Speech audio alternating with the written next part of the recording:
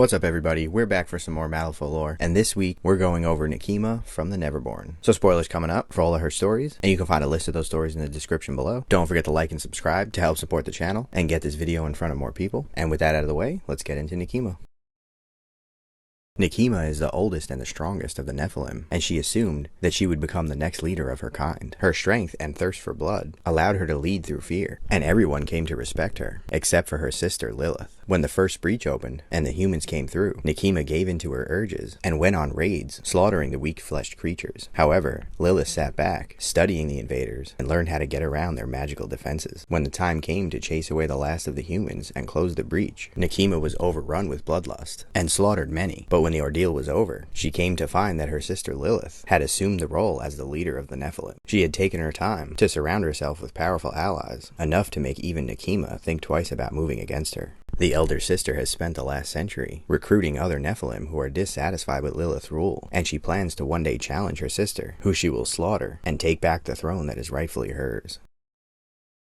Nekima kneels before Titania inside the Autumn Court and feels humiliation for the first time, but manages to keep her cool. Titania tells her to rise, and Nekima sarcastically remarks that she must want her to dance next. Aislinn, Titania's second in command, snaps a threat at Nekima for her insolence, but Titania holds her hand up, silencing the woman. She apologizes to Nekima and tells her that her followers are much too accustomed to the old ways. She orders her court to leave and asks Nekima to walk with her. Nekima is pleased at her decisiveness, and as the two walk out of the court, she is still aware that Titania's guards are nearby. The Autumn Queen asks why Nekima has come, and she explains that when Titania sought her out, they agreed to a pact, in which Nekima would pledge her loyalty and the loyalty of her followers in exchange for Titania's aid when Nekima decides to move against her sister Lilith. She tells the woman that now is the time, as Lilith has been gaining her strength and recruiting more allies, and that eventually she'll be powerful enough to eliminate both of them. Titania responds that this is happening sooner than she had planned for, and Nekima demands that she does not renegotiate their agreement. Titania tells her that she's simply asking for patience, and Nekima shoots back, to hell with patience, as Lilith is preparing to move against them, and that they must act now or be defeated. She pushes further, explaining that Lilith will not ally with Titania, and that without Nekima's support, the Queen would have to stand against the rising power of the tyrants alone. Titania tells her that she has a point, and after thinking for a second, she explains that they'll have to keep their alliance a secret, so that their enemies don't start forming alliances of their own. Nekima agrees, and Titania tells her she'll begin preparing her forces. Nekima responds finally, and then flies away. Not long after, Nekima launches a surprise attack against Lilith's domain that comes much sooner than Lilith had planned for. Their forces clash, and Lilith arrives late as she starts to rally her troops against Nekima's Nephilim. Nekima brings up reinforcements, and as Lilith gets desperate, she calls for the Dreamer, who summons Nightmare, and they begin rampaging through the Neverborn forces. Nekima sees her sister and approaches, asking the woman if she was surprised by their attack. Lilith responds that she's waited a century for this, as they square off and face each other down. Nekima attacks first, and tries to use her much larger size, but Lilith blocks and dodges, using her smaller, more nimble form to her advantage. During the struggle, Lilith orders Barbaros to regroup their forces and stay out of the way of Nightmare. Nekima tells her that she will die here, and Lilith responds that Nekima cannot have what is rightfully hers. Nekima shoots back that the throne was and is hers, and that Lilith is just a usurper. The younger sister explains that Nekima would lead their people to ruin, as she only knows how to solve problems with brute strength. Nekima laughs and tells Lilith that she doesn't really care about her people and is only in it for her own power. And Lilith responds that the tyrants are returning, and that if Nekima thinks Titania will help them, then she's more of a fool than Lilith thought. As the struggle continues, Nekima tells Lilith that the throne will be hers, and Lilith responds that Nekima sold her throne to bow at Titania's. Nekima tells her that there will be no more words, and Lilith agrees, as the two clash again.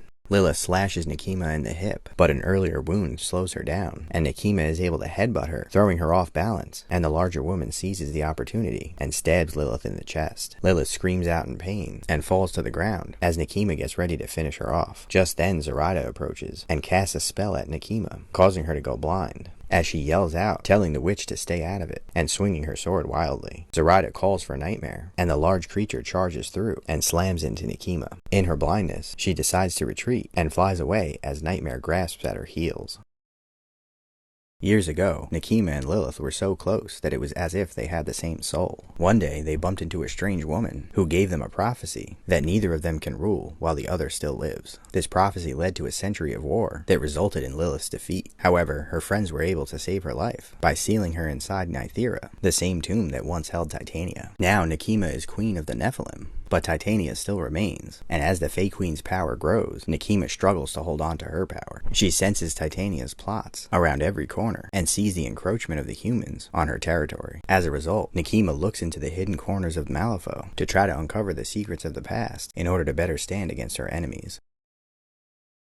Nekima flies to the north over the snowy mountains until she sees a procession of hulking creatures. She lands in a clearing ahead of them and waits as she tries to keep herself warm. When the first Cyclops in the group sees her, she calls out to him in a loud voice, identifying herself and demanding to speak to the prophet Euripides. As she does so, her voice echoes through the mountains, and they hear the distant sound of ice cracking. The Cyclops responds that her big voice will cause an avalanche. Nekima shoots back that she has wings and they do not, and that if she has to, she will pull Euripides out of the snow after they have all been buried. The Cyclops hefts its club and tells her that she will speak small or be broken. Nekima spits that she would like to see him try, and the Cyclops charges at her. She kicks some snow up in his eye, and the creature stumbles, breaking off its charge. Nekima tries to look bored and asks him how his people have survived in this habitat if they can be blinded by a little snow. It charges again, and Nekima dodges to the side and then swings her sword with two hands, a blow powerful enough to cleave 3 humans in half, but the sword merely bounces off the Cyclops' skin. She's briefly stunned, and the creature slams its fist into her, sending her flying onto the ground. As she recovers, she comments that that must be how they've survived, and then throws her sword at the Cyclops. It hits him in the chest, only causing a small scratch, but he is distracted, and Nekima flies at him, slamming into his chest and summoning her sword back to her hand, and then plunges it into his eye. She hears a voice call out, telling her that that is enough, and as she pulls her sword out of the body, Euripides emerges from among the other Cyclopses. He asks her why she has come, as his patience is thin, and she responds that she came for information, not to start a war. Euripides replies that this is a very Nephilim-like way to ask for help. Nekima takes it as a compliment, and she asks him why his people are coming down from the mountains after so long, and he responds that they are answering Titania's call, honoring a pact that was made before the Nephilim even existed. Nekima tells him that she was sent by Titania to ask him to look into the future to find the best way for them to defeat the tyrants once and for all. He tells her that her sister Lilith came to him a century ago and threatened him, demanding to know the destiny of the humans, and now she has come as a messenger of the betrayer of their people, adding that her mother would be disappointed. Nekima responds that he is marching to go support Titania, and asks if he does not think she will be able to help them resist the tyrants. Euripides says that his opinion does not matter, as all of their actions have already been decided by fate, and that answering Titania is just what they do. They don't have a choice in the matter. Nekima is disturbed by the idea that her actions have been predetermined, and Euripides approaches the dead Cyclops and tears its body open, spilling its blood on the snow and examining the markings. He tells her that he sees a hungering darkness that will fill the weak with a brilliant light and transform the city until a winged queen emerges. Nekima asks if the queen defeats the darkness, and Euripides pauses before replying no. The darkness consumes the queen and fills her with light. Nekima considers that it must be very powerful if it is able to enslave Titania, and she tells Euripides that she will report back to the Fae Queen and tell her of her fate, but Euripides cuts her off and tells her that this is not Titania's destiny, but her own. Nekima takes a step back in shock and then flies away.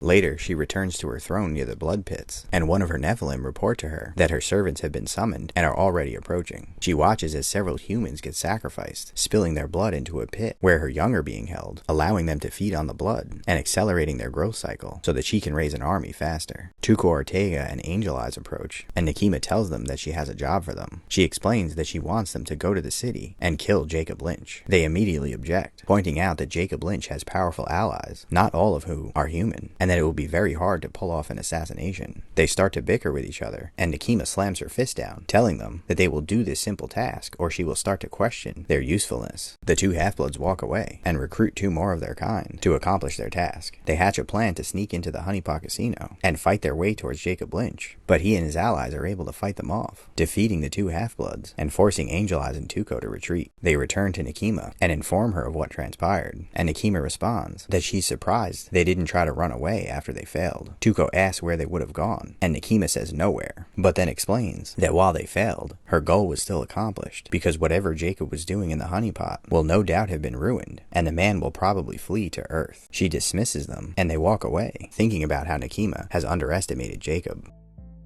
Well, that's it for Nekima. I think she's a really cool character. I like how before Waking Nightmare, she barely existed in the lore, and we get to this climactic battle, and you would always assume that Lilith would just win. But they were brave enough to do the more difficult thing and throw us a curveball. It'll be really interesting to see what her relationship is like with the other Neverborn masters going forward, especially Lilith when she comes back. And she's coming back. But even crazier is that prophecy from Euripides. Do you think he was just pulling her leg, or do you think we're going to see a showdown between Jacob and Nekima? And if there is one, is the hungering darkness going to fill her with brilliance? Or do you think by filling her with light, he meant that she was going to turn good and start cooperating with the humans against the tyrants? I hope we get to find out soon. But anyway, drop a comment below and let me know what master you want to see me do a video on next. Don't forget to like this video and subscribe to the channel. You'll especially want to do that now, because we got something special coming in 2 weeks. So stay tuned for that. And of course, thanks for watching.